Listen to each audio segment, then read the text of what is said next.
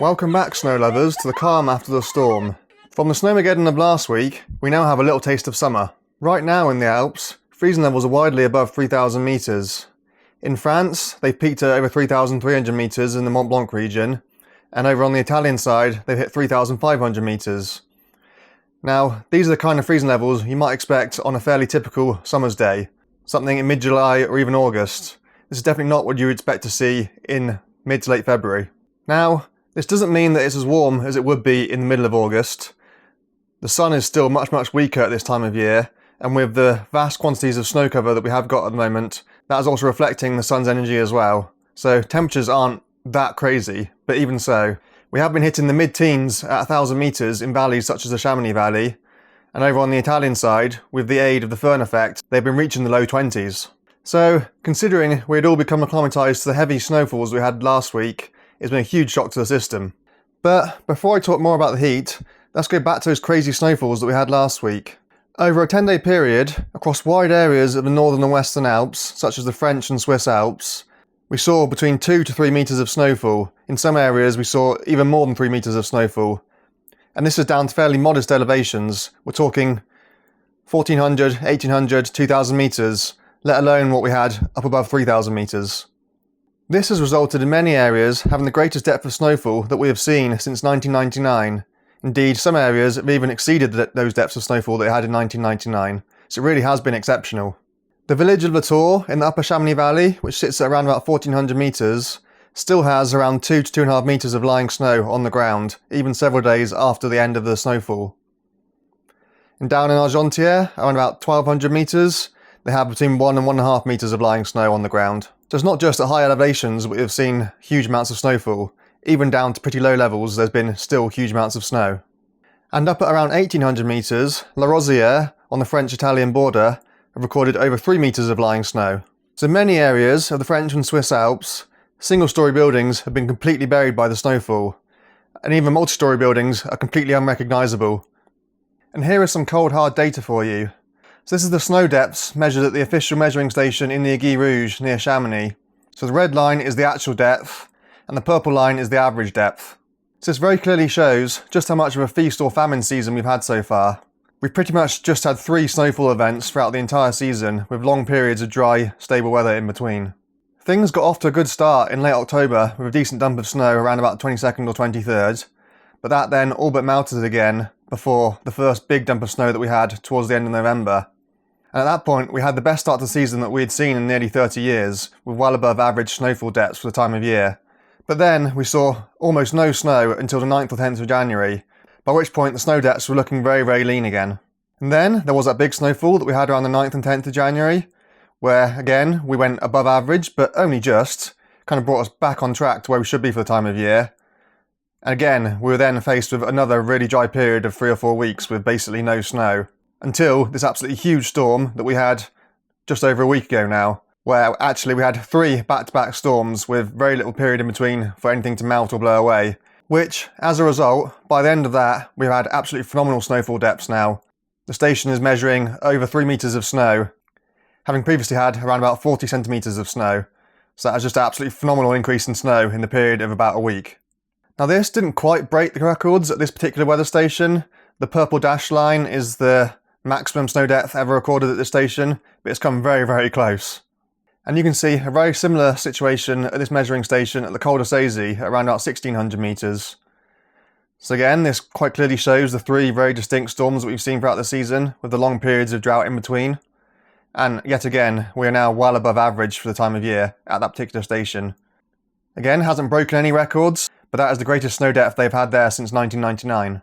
And you can expect to see a very similar picture right across all the snow measurement stations throughout all of the northern and western Alps. But going hand in hand with the exceptional snowfalls has been an unprecedented avalanche risk. We've seen not 1, not 2, but 3 separate department-wide maximum 5 out of 5 avalanche risks issued across France and Switzerland.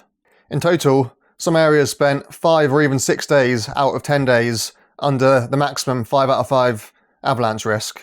And this really is unprecedented. We have never seen this since the system has been introduced. Some resorts had to remain completely closed for several days during the busiest week of the season, and indeed some towns and villages were completely cut off for days, if not a whole week at a time. They have only just reopened the road over the Col de Monte between Chamonix and Vallorcine and onwards into Switzerland a day or so ago. This has been closed for around about 8 days.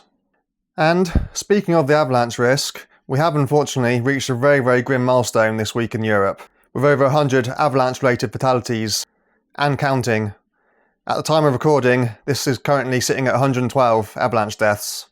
The official European Avalanche Services data give this figure currently at 105, but that's always a few days behind. There's a slight lag there as I need to confirm the details, but unofficially we're currently sitting at 112, and this is only going to go up unfortunately.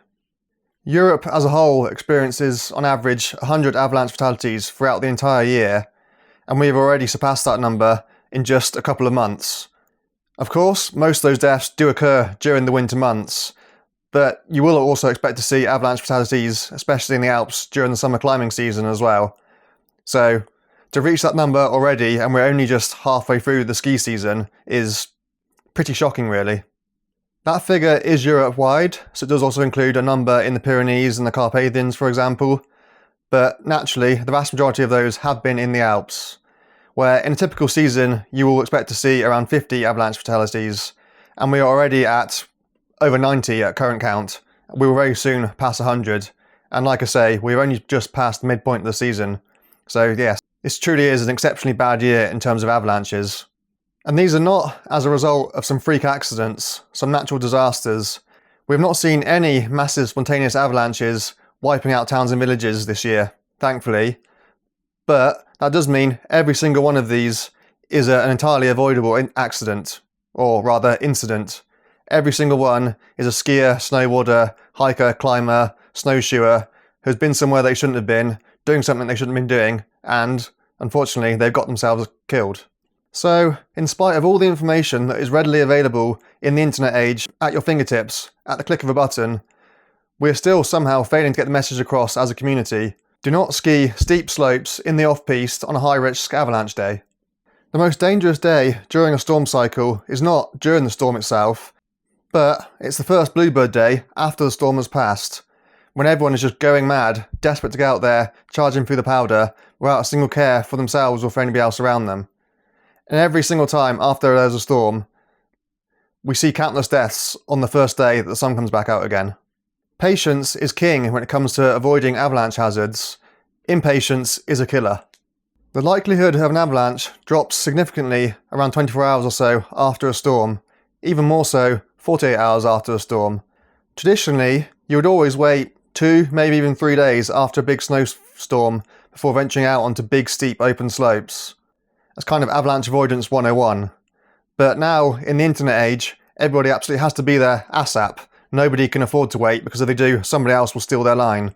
And this just leads to more and more fatalities every year. The risk isn't zero after 2 or 3 days. You still need to make sensible and smart choices. Ski in a controlled and respectful manner. Indeed, in the Flagey ski area in the Chamonix Valley today, some 4 or 5 days after the storm blew through, we saw a very, very large avalanche come down across 2 pistes, taking out a number of skiers. Thankfully, everybody is accounted for, and everybody survived with only minor injuries. This goes to show that the risk is never zero, the risk is always there, especially in a season like this year, where we have got a persistent weak layer, and the snowpack is just very, very unstable.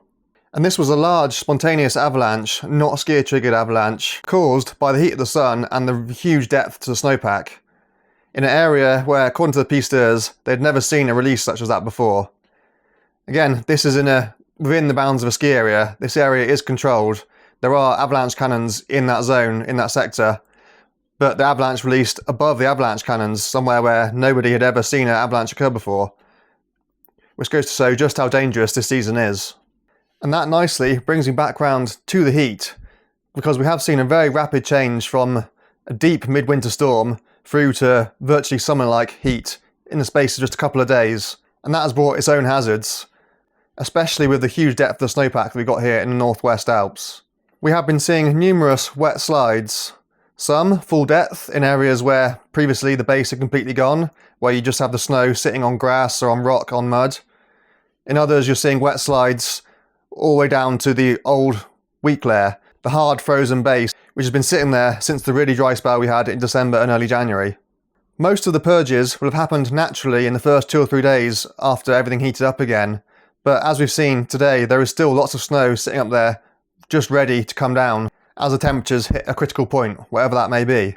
And wet slabs often pose even greater dangers to both life and infrastructure, as wet snow is heavy, it is dense, whereas dry cold snow is much lighter and fluffier. So if you get caught in a wet slab avalanche, it's far more likely that the cause of death will be massive trauma rather than asphyxiation, as you're literally crushed by huge blocks of partially frozen, wet, heavy snow. Most of the Alps is now sitting at an avalanche risk 3 out of 5, with just a few pockets in Austria still up at 4 out of 5. But remember, 3 out of 5 is considerable. Large spontaneous avalanches may still occur under certain situations, and skier-triggered avalanches, again, are likely in certain situations.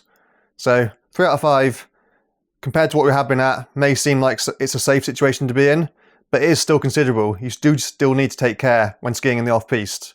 Or, as that avalanche in Flagey shows, even when you are inbounds, you do still need to be wary. It looks likely that this warm, dry spell of weather is now here to stay for at least the next 8 to 10 days, probably 2 weeks or more, as a large area of high pressure has established itself over Central Europe, and the jet stream is now way to our north.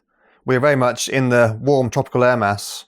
Occasionally, weak weather fronts will flirt with the northern portions of the Alps, temporarily dropping the freezing levels by a few hundred metres and the temperatures by a few degrees. But ultimately, it seems like the high pressure will win out. We will regain the warm, dry weather again.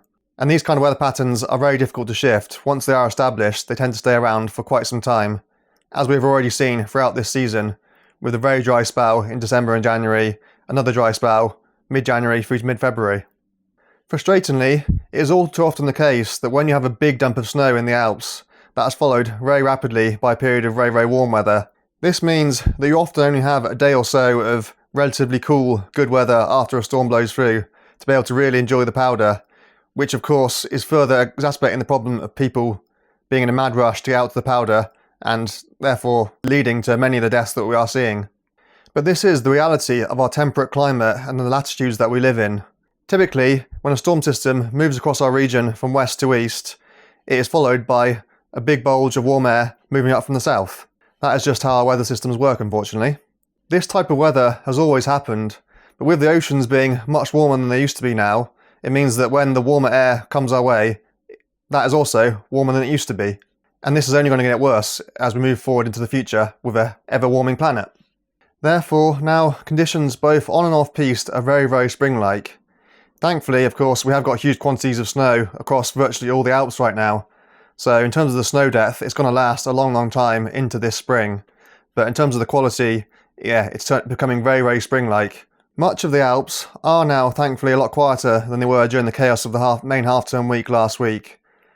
But it is still pretty busy. It is still peak season at this time of year, especially in France, where it is now week 1 of the Paris half-term holidays. It's still week 2 of much of the north and south of France.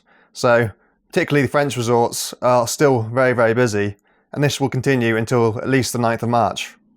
And this means that with the spring snow, high traffic areas, particularly on sunny slopes, can become very, very mogully, even by mid-morning, especially by the end of the day. It can be an absolute nightmare if you're not accustomed to skiing slushy moguls. But if you are, slush moguls can be incredibly fun. Poor man's powder, assuming you find that sweet spot before it then starts to refreeze again. So powder may be increasingly more difficult to come by, but you can still find that lovely surfy sensation in the slush.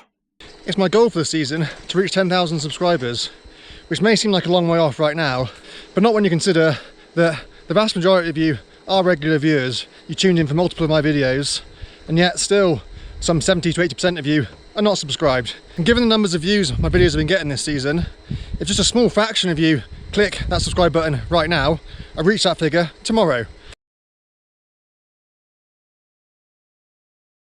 Before I move on to the snow depths, a number of you have been complaining in recent weeks about the snow quality in my videos, so I tried a slightly different setup this week, so let me know what you think. Is it any better than what I used before? If it's not, well, tough. I've only got 2 cameras, so I only have 2 options. It's this or what you heard previously. I'm a poor ski bum, I can't afford professional equipment, so you have to make do with what you get. And starting with ALPS, who, by the time that the big storm had finally finished, had the deepest official snow depths across all of the Alps, with a lower base of 230 centimetres and upper base of 400 centimetres. Although that has since compacted down to 350 centimetres, which is still incredibly impressive. Brevant-Fougères in the Chamonix Valley are still reporting an upper base of 390 centimetres and a lower base of 100 centimetres. And on the Italian side of Mont Blanc, officially the snow depths are much less, but still a very healthy 180 on the upper slopes and 100 on the lower slopes. La Rosière are currently reporting 368 centimetres on their upper slopes and 260 centimetres on their lower slopes. And neighbouring La Tuile on the Italian side of the border have got 310 on their upper slopes and 260 also on their lower slopes. Les Arcs are reporting 360 on their upper slopes, 180 on their lower slopes, and neighbouring La Plagne reporting 295 on their upper slopes and 50 on their lower slopes. Sestriere in the Via Lattea have 260 centimetres on their upper slopes, but only 35 down in resort. In Switzerland, and Verbier are reporting 270 centimetres on their upper slopes, 130 on their lower slopes. And up at Glacier 3000, they have a snow depth of 284 centimetres. In Austria, and Soldern have an upper base of 151 centimetres, a lower base of 15 centimetres, and like much of Austria, they have received a light covering of snow today. And up at Hintertux, they got an upper base of 185 centimetres, a lower base of 25 centimetres, and nearby Meyerhofen, they have an upper base of 130 centimetres and a lower base of 10 centimetres. And again, they received around 12 centimetres of snow today. And finally, at Alta Badia, in the Dolomites, they got an upper base of 90 centimetres and a lower base of 30 centimetres.